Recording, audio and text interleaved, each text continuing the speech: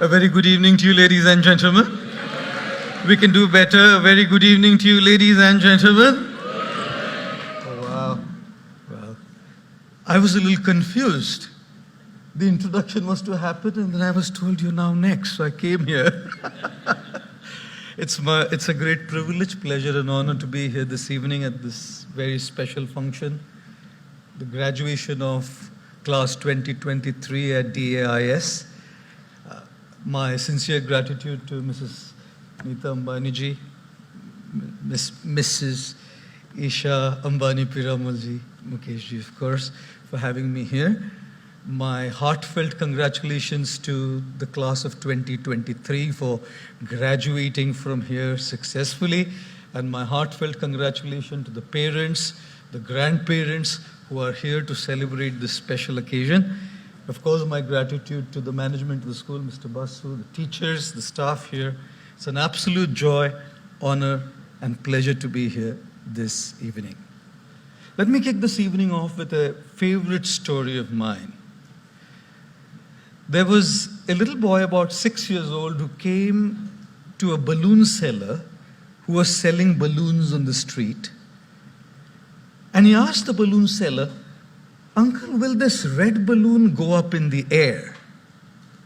The balloon seller said, "Of course, it will." He said, "And the blue one?" 100% it will. "The pink one?" "Most certainly it will." And you know how kids can be. They can ask funny questions, and I give funny answers as well. A 4-year-old once came to a shopkeeper and said to the shopkeeper, "Girl," he said, "Uncle, मैं कैसे लगती हूँ?" 4-year-old girl. The shopkeeper said, "बहुत प्यारी लगती हो बिटिया." He said, "तो अंकल मैं बड़ी हो जाऊंगी तो आप मेरी शादी आपके बेटे से करेंगे?" The shopkeeper said, "जरूर करेंगे बिटिया." He said, "तो अंकल फिर अपने होने वाली बहू को एक फ्री डेयरी मिल्क नहीं देंगे?" Children, very innocent, charming, clever, smart. They can ask funny questions and they can give funny answers too. A teacher in class asked a 6-year-old, "Which state of India are you from?" He said, "I'm from Arunachal Pradesh, madam." She said, "Can you spell it for me?" He said, "I'm from Goa, actually." Who spells Arunachal Pradesh? Kids are kids, aren't they? This little boy asked, "Will the pink balloon go up? Will the red balloon go up? Will the black balloon go up? Will the blue balloon go up?" The exasperated balloon seller said, "Look, darling, the balloons don't go up in the air based on their colors. The balloons go up in the air based on what's filled inside of them. The gas, the air, that's what takes the balloons to the heights of success." Boys and girls, the class of 2023, we are all different colored balloons with different abilities, different skill sets, different backgrounds, different upbringings, different family cultures, different traditions, different opportunities, different resources, different challenges. We all have a very different outside. But guess what? Everybody who has reached the heights of success and has made a mark in the world hasn't ever done it based on the color of the balloon, hasn't ever done it based on resources, hasn't ever done it based on opportunities, hasn't ever done it based on skills, hasn't ever done it based on what they've just learned in school, college, and universities. These are all the colors of the balloons, and extremely important. Everybody who has left a mark in the world and has made the world a better place are the ones who had the right kind of gas filled inside their balloons. As we sort our outside, it is very, very crucial and important to fix our inside, because only those who have their inside sorted and inside fixed have reached high up in the sky, which is why, don't they say, it's not our aptitude, but our attitude that decides our altitude in our life. Yes, yes, We definitely, we definitely need aptitude. Our schools, our universities, our teachers have given us the aptitude, but along with that, they've also given us the right attitude by their own example. Our families have given us the right attitude by their own example. When you see an iceberg, you see only the tip of the iceberg on the surface of the water, don't we? The achievements of others, their success, their popularity, their achievements, their accolades, their wealth, their money, their fancy cars, their homes, their fancy vacations and holidays is all the tip of the iceberg, what we see. But right underneath that surface is a huge, humongous iceberg, which is unseen to the eyes of the world. The world sees the tip of the iceberg, the money, the popularity, the success, the achievements.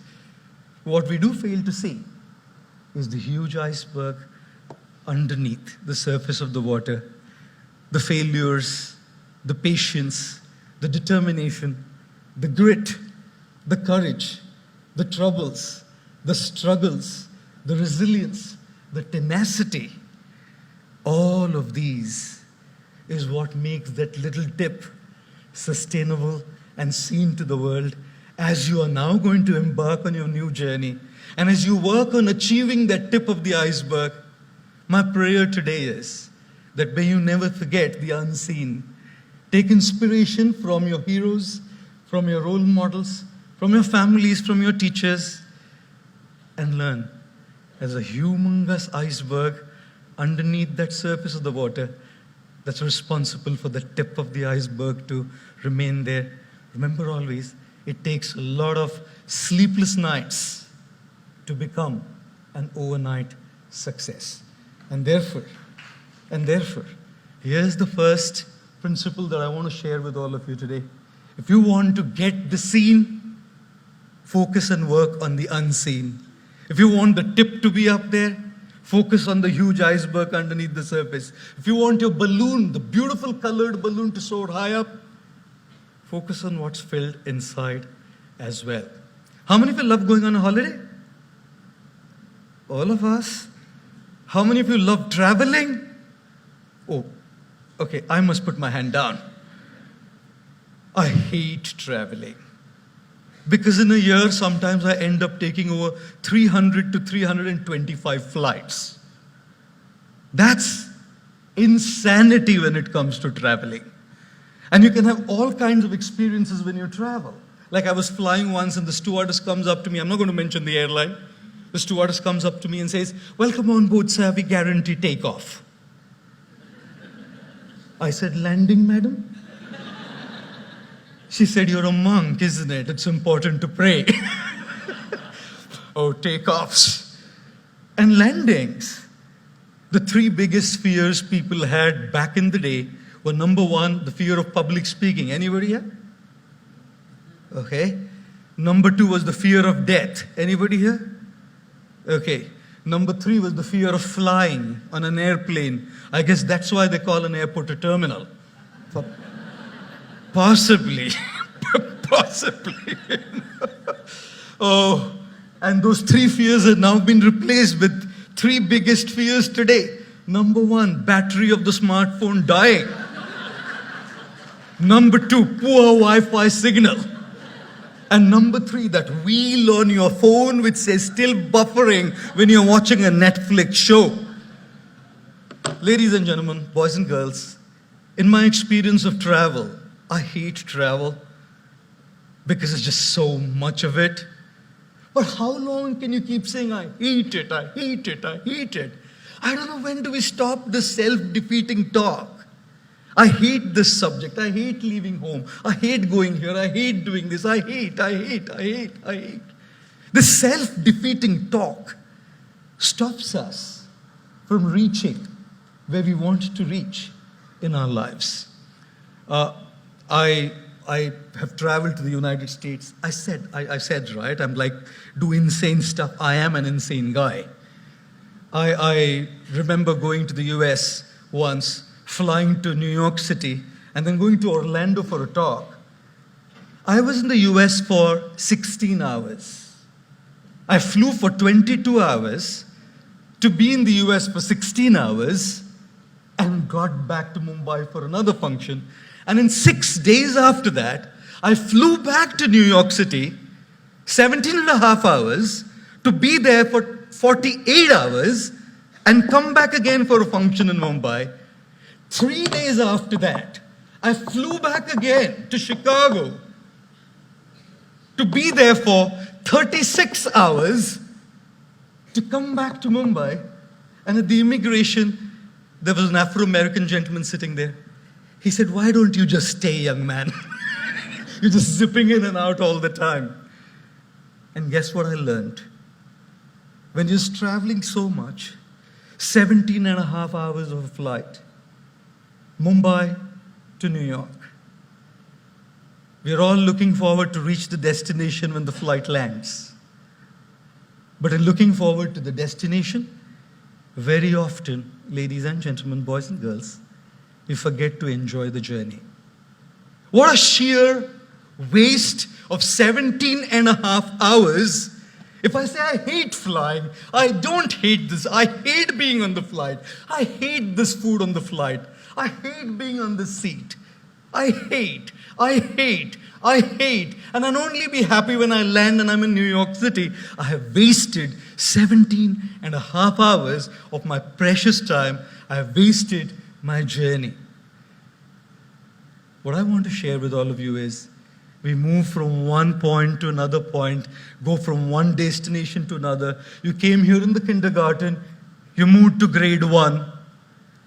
Destination point A to B, in between the journey was 365 days. And you've been moving from one destination to another. Today, at the school, it's your final destination. You move out, now looking forward to your next destination. At Columbia, at NYC, at Yale, at Stanford, at Oxford. And what I do want to share with all of you is, destinations are important.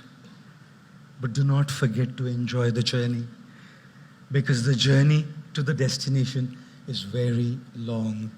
And I've seen a lot of times that we become destination addicts and forget to enjoy. How many of you had a great time at DAIS? How many of you had a great time with your friends? How many of you enjoyed the journey? Okay, wow. Looks like I need to take my clothes off and come back, madam, to DAIS to experience this beautiful journey. I was sharing with her an interesting story. This is a class in London, 7-year-olds, and a teacher asked all the kids, "What do you want to be when you grow up?" Some of them said doctors, some of them said lawyers, some of them said actors, some of them said solicitors. One boy was quiet. The teacher turned to the boy and said, "Does it take that long to answer that question?" Very thoughtfully, the boy said, "When I grow up, madam, I want to be happy." The teacher said, "Boy, looks like you haven't got the question right." The 7-year-old said, "Ma'am, looks like you haven't got life right." Because if you would have gotten life right, you would know that everything that we do is wanting to be happy. And this answer was given by the legendary John Lennon of the Beatles group. Right? It was John Lennon who said this: "You didn't get life right." And therefore, as you move from one destination to another, do not forget to enjoy the journey and be happy. How many of you failed in any exam ever in your life? Okay, some courageous souls raising their hands. A boy was once walking with his dad, college-going boy, and his friend messaged him, said, "Our college results are going to be out very soon." The boy messaged back saying, "I'm walking with dad. If he picks the phone up and he sees I've failed in any subjects, I'll be taken for a task." So let's communicate in code language. If I fail in one subject, say good morning to you, I'll understand. If I fail in two, say good morning to you and dad, I'll understand. A couple of minutes back, he got a message saying, "Good morning to you, dad, family, and friends." Ladies and gentlemen, boys and girls, we all have had our own failures. We all have had our own disappointments. And as you embark on this new journey, you will have yours. Life is what it is. With all our dreams, with all our aspirations, with all our ambitions, life does what it does to us.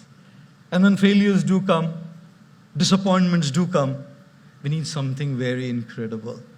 I remember when I was graduating and I was finishing my diploma in engineering, I stood second in the state of Maharashtra, and I missed my first rank by 4 marks. I was very, very disappointed. I came back home with tears in my eyes, and it is at that time I remember my father coming and patting on my back and said, "Look, dear son, people will forget the grades and people will forget the marks.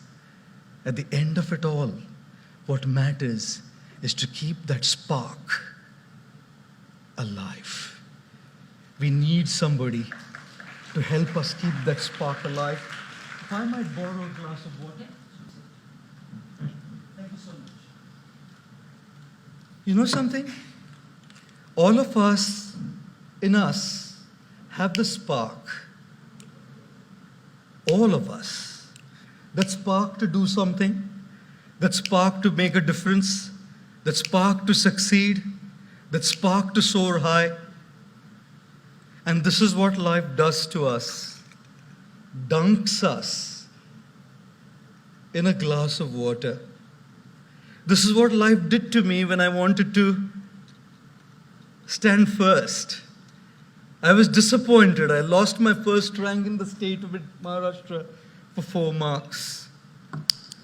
And what life does to us kills that spark within.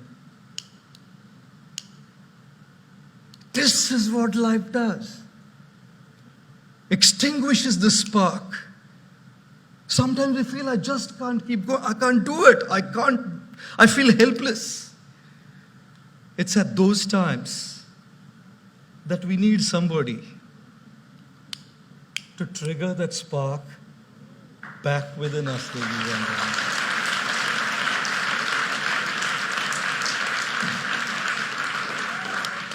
If you don't have this somebody, we'll be lost.